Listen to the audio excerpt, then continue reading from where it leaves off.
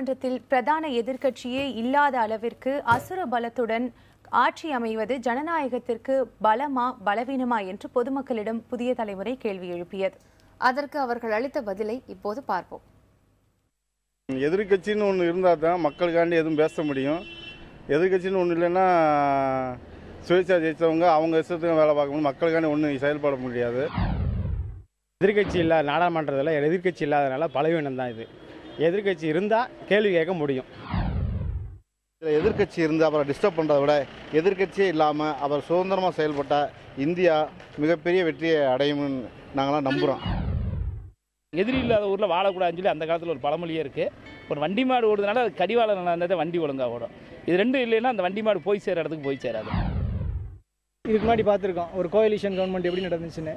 எந்த திட்டமுமே நிறைவேறாமல் இருந்துச்சு. இப்போ இவங்க தனியாக வந்திருக்கு, இவங்களுக்கு ஒரு நல்ல வாய்ப்பு.